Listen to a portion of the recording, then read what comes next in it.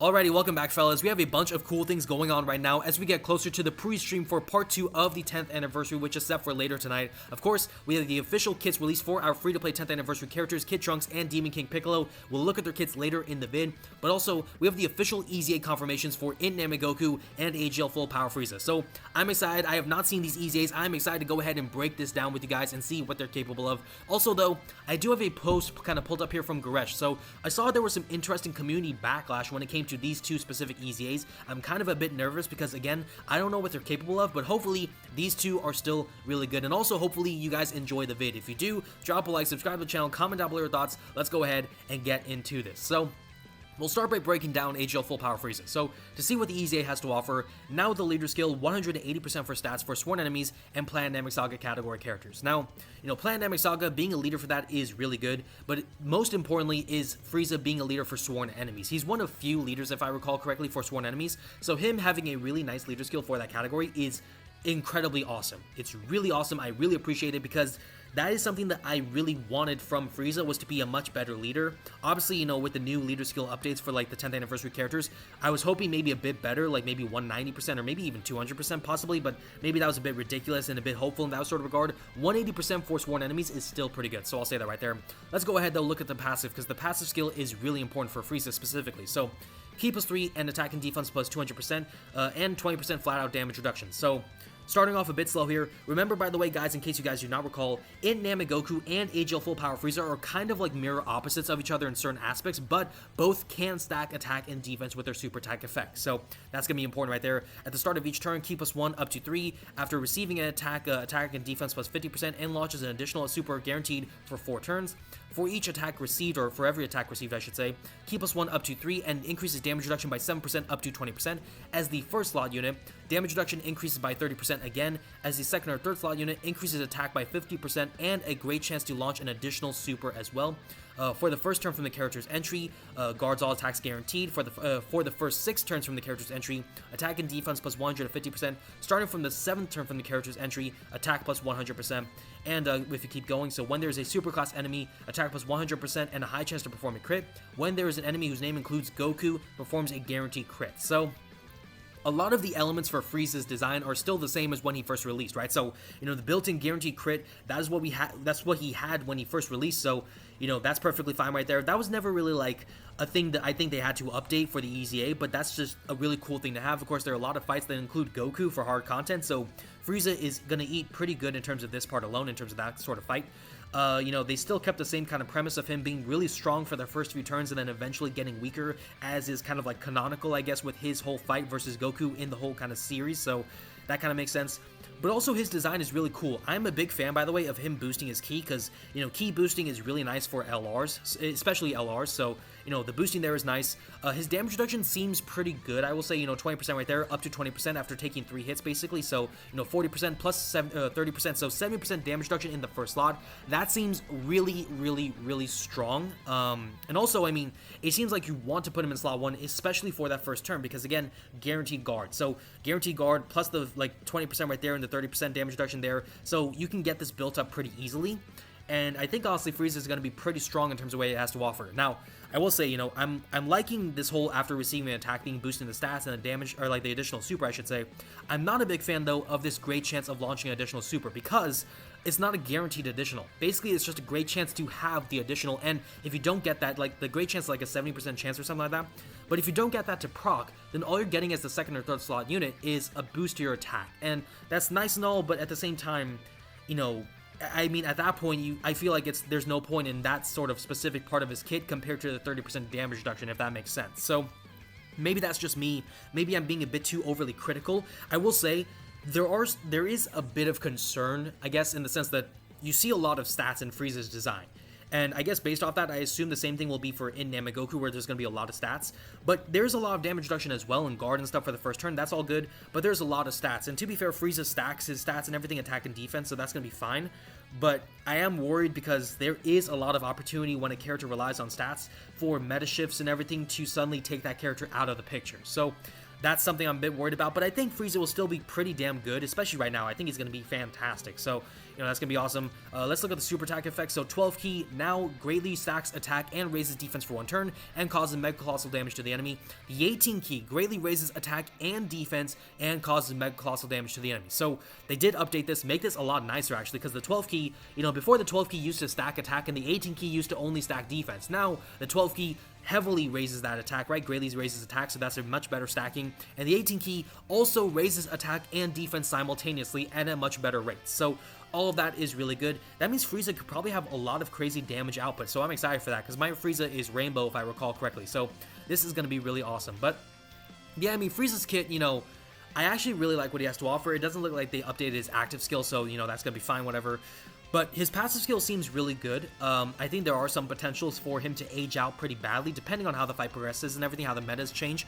But still, this character seems really good, of course, so I think this is going to be really nice. Let's go ahead and look at Int Nameku. Now, this is the guy I'm going to say right now. I need him to be the GOAT. Like, okay, maybe not the GOAT, because we all know right now, Part 1 10th Anniversary Super Vegito is the GOAT. But I need this guy to be cooking. Let me just say it for what it is. I want this guy to be awesome. Let's see what he's got. 180% for Super Saiyans and Legendary Existence. Now, to be fair, Super Saiyans, you don't really need Nameku for the lead. You probably prefer, if you're going to take that category, you probably would want to take the physical Super Saiyan trio, or maybe just some other kind of team overall, other leaders, because, in that sort of aspect, I think that would be better. But still, 180% is nice, of course. Legendary Existence, this is the biggest thing. Legendary Existence, having that 180% for that category, that is really, really awesome. So, I'm really happy about that. Again, just like with Frieza, both of them they both cover a really nice category. For Frieza, it's Planet Namek Saga, for Goku, it's Super Saiyans, and both also cover a really kind of obscure, maybe niche category. For Frieza, again, Sworn Enemies, Goku, Legendary Existence. So, I'm really happy about that. But let's go ahead and look at the passive skill again. The Super Saiyan's Final Showdown. I love the name for the passive skill. I always love this name so much. But okay, so Ki plus 3, attack and defense 200%, 20% to damage reduction flat out. Basically the same as Frieza. Let's keep going. At the start of each turn, Ki plus 1 up to 3, so the same as Frieza right there. After receiving an attack, launches an additional super for 4 turns guaranteed. So this is different from Frieza. Go back to Frieza, right? So let's go here. Frieza is boosting his attack and defense as well as getting that additional guaranteed super. For Goku, just the guaranteed super. So that is a bit of an L on Goku's side of things, but we'll see how things kind of progress for him. So for every attack he's receiving, Ki plus 1 up to 3, and attack and defense plus 20% up to 59%. So this is actually an interesting change. I'll talk about that in just a moment, but let's keep going his kit, right? So as the first slot unit in a turn, attack plus 59% and damage reduction increases by 30%. This 30% is the same as Frieza's. As the second or third slot unit in a turn, attack plus 100% and launches an additional guaranteed super. For 6 turns from the character's entry, guards all attacks. When there is an extreme class enemy, attack plus 59% and a high chance to perform a crit. And when there's an enemy whose name includes Frieza, performs a guaranteed crit. And that's all for the passive skill. Let's look at the super attack effect since we're here.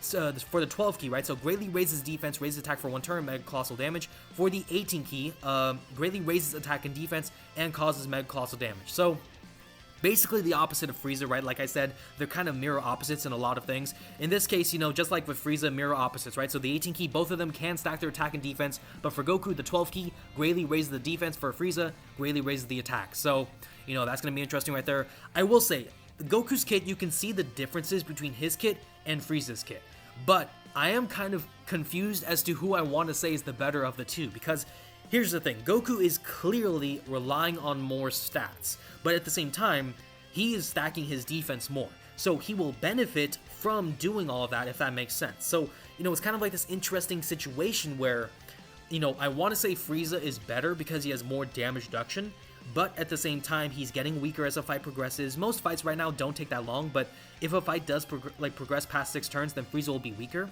And Goku, he does lose out on the guard. He's missing the guard after 6 turns, but otherwise, he is still the same character, just getting better and better and better. And you could argue, by the time you get to the 6th turn, you don't need the guard anymore, because he should have stacked so much defense that he's pretty much, good without it. So, that's interesting there. I think, overall, Goku feels like he's the character you need to put in slot 1 more compared to Frieza. I think that's what I'll say right there, especially because, he'll want to do the supers. I'm a big fan of how he's getting the guaranteed super, because especially he's the one stacking defense. That is really good. But yeah, I don't know. I mean, let me know in the comments. What do you guys think? Who is the better EZA of the two, Frieza or Goku? Because honestly, I think it's like a toss-up for me. I don't think either of them are necessarily top 5 LRs. Let me just say that, so that kind of breaks my heart. But at the same time, I think they could be top 10. I think I have to think about that list again, but I think they could make the argument for top 10. We'll have to see how they perform. But honestly, both look pretty good. Both seem like they have a lot of potential, especially with the stacking and everything. So I think there's a lot of opportunity for both of them to do a lot of crazy work. So that's going to be awesome. Now I want to go ahead, though, and look at what Gresh was having to say. Because, you know, Gresh made a post, after looking over the EZA details, both of them are good. Expected them to be a bit more. That's kind of what I'm feeling right now, where I wanted them, this is maybe me being biased, I wanted them to be top 5 LRs, at minimum. Like, that's what my hope for them was. Maybe a bit ridiculous, especially knowing that we're getting 3 new 10th anniversary LRs for part 2. But I was hoping they would be kind of cooking in that sort of regard. But, as Goresh is saying, they should be able to handle the content right now, which is what their EZA is for, is to help them kind of manage the meta right now. But the power creep could be a potential issue, especially I think for, I don't know who's going to maybe suffer from it worse. I think NAMEK'S could be the one to suffer from power creep more, because he's relying on stats. Frieza with the damage reduction, unless a fight comes that just completely nullifies damage reduction, then Frieza should be fine early on, especially. So Goku's the one I'm kind of worried about when it comes to power creep, but we'll have to see there. He's also talking about the JP community just having a lot of disappointment over EZAs. I personally am not that well ingratiated or that well encompassed into the JP community specifically, even though I play JP and main JP. But I mean, I understand that there has been a lot of issues with EZAs and Super EZAs for a lot of characters that people were highly anticipating, like Super Vegito, like Super Gogeta to a degree for a lot of people, and even, Frieza and Goku right now. So that's kind of interesting. I think I saw when I was going through this, Rhodey. So Rhodey kind of mentioned this too, rightfully disappointed, which is kind of interesting because I feel like I understand where they're coming from, but also I think they're still really good. It's just kind of worrisome to me. The EZAs feel like they were designed around the 2024 meta. As we're going into a new meta, this is going to be like STR Super Vegito, which is kind of a tough thing to say because STR Super Vegito, his fusion has had a lot of great things to offer. It still is pretty good now, especially linking with the Tech Super Vegito.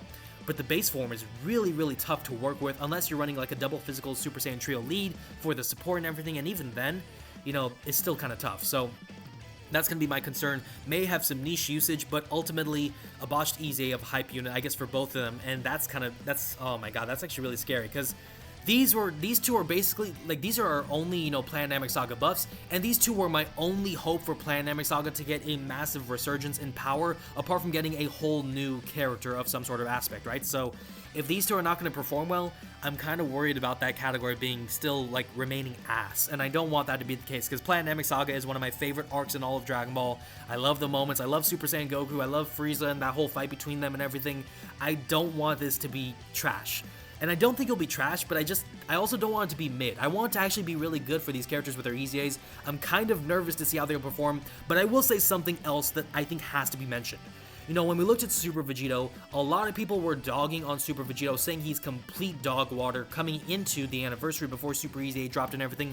Buhan, on the other hand, was viewed very passionately by the overall community in terms of how much he was good at.